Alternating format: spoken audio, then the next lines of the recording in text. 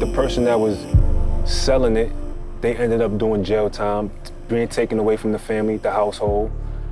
Then the person that's using it, that impacts the family in another way that I know for me personally, like I said, I seen many nights, many days where my grandma was crying because of, and even when my uncle was using it, it was a thing where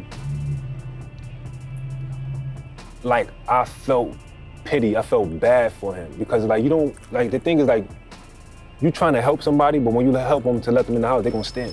They're gonna steal next thing you know, your jewelry, your money, the TV, the VCR, whatever the case may be, the dishes is gone. But me being so young, it was like, I didn't understand. I felt bad because he's locked out the house and here it is, I will let him in when everybody's sleeping. It's like then. So this is what the drugs do to you. It had me going crazy. It had me stealing from my family. And I didn't have to do that. When you're in an addiction, you don't think about next week, the moment after, who's affected, who's not affected, how it affects your family. You just need that fix and you just need to get it and you're gonna get it by all means necessary.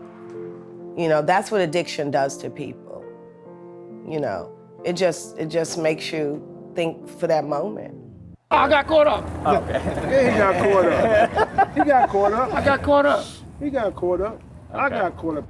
Yo, here, pull on this. I pulled on it. Boom, right to my head. Listen, that's the easiest thing to get hooked on if you ever try. Right away, I fell in love with it right away. And I started smoking. And it took me from 81 to 98 to get off it. Wow. Listen, I had a habit. I used to smoke, no exaggeration. Every joint I smoked was a $60 joint. And I might smoke it all day like cigarettes. And when they get that big, I throw it on the floor. People used to pick it up off the floor because it was so loaded. And I used to wake up and I used to smoke. I used to smoke it like it's water. Like just smoking. I was addicted.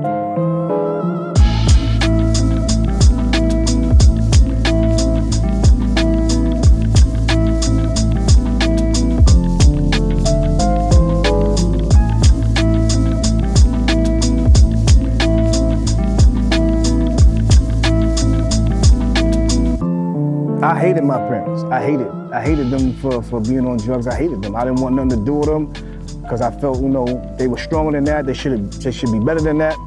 But now I understand that it was a sickness.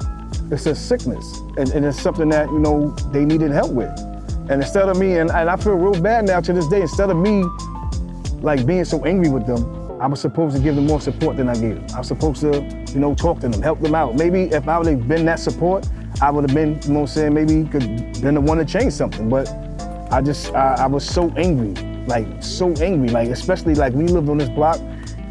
Like once somebody knew something, the whole block knew it, and everybody started talking, and then you get that sense of embarrassment. You don't want to especially with Putting House. Look, you didn't want to walk down there because they knew. So it's like if I wanted to go to the store, I had to go all the way around the corner the other way because everybody knew my moms and them was on drugs and all that. So I didn't want to deal with that. I didn't want to deal with nobody on the block because I was embarrassed. But I mean, it's nothing to be embarrassed about. It's really a sickness. When crack was just hitting, it was heavy and all that. When you look at skin color, whatever, black people was just crackheads. But now it's an opioid crisis. You know what I'm saying? Now you need to get help, and now we need to do something. And when you talk about opioids, you talk about mostly Caucasian people who deal with that. Because we didn't know, young, I didn't know they were on crack, But once I figured it out, then I'm like, oh, this is the things that I thought it was just like the winos and the bums on the street was on, not necessarily like your family members. Not knowing that this is a house that's supplying the neighborhood that's actually, you can't say bringing it down at the time. It was helping feed another family, but destroying another. Most drug dealers feel like, well, somebody's gonna sell the drugs, right? So it might as well be me, and that's their attitude. Plus they're getting a lot of money.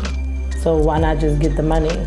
Because if your mom or your cousin don't get the crack from me. They're gonna get it from somebody. So why not help me feed my family? And it ain't good, like, you know what I mean? It ain't good, man, but you gotta survive. It's a jungle out there. You gotta survive. If I don't sell, somebody else gonna sell it, man. Because we don't have no money. You feed my family, you feed my kids. You make my kids go to school. I'm 17, 18 years old. Ain't nobody taking care of me. I gotta take care of myself. My mother looking out the window looking at me. And one day my mother said, I can't tell you what to do, but be the best at it. You're a grown man, you know?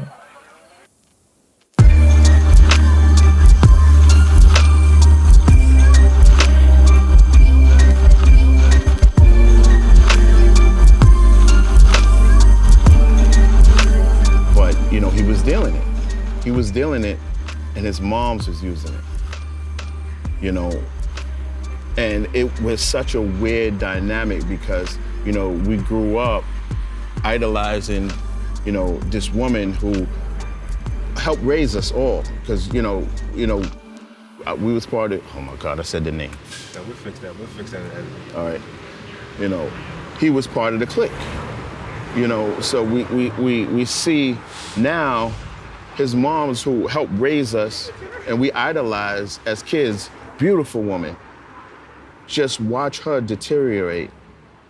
And in the same sense, how it's torn because he was doing it, or how my friend was torn because he was doing it, you know, out there hustling it, but at the same time, one of his parents was using it. You know, it was definitely a stressful situation. It made me realize that there was a lot of money in it, but it made me bitter. You know what I'm saying? It made me bitter because the same dudes I looked up to, the same dudes I was holding down, working, they were selling to my moms. They were selling to my uncles, my aunts. And I didn't understand the game then. So I used to be bitter at them instead of bitter at the niggas that's giving it to them. I looked up to them niggas, you know what I'm saying? And then as I got a little older, probably about 11, 12, that's when I got introduced to the game. Like, about 11 years old, I was smoking weed. 12 years old, I was on my way to jail, but that's when I really realized, yo, this shit ain't no love for it. Like, you know what I mean? The game, especially Lafayette and Lewis, back then, it wasn't no love.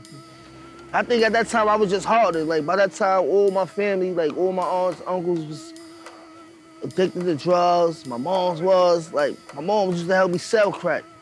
I came home with that type of chip on my shoulder, like, you know what I'm saying? Like, yo, Ma, listen, stop running them niggas fiends. I got the same shit they got. And I got you. You don't gotta buy it, but you run a certain amount of fiends, I'm gonna give it to you.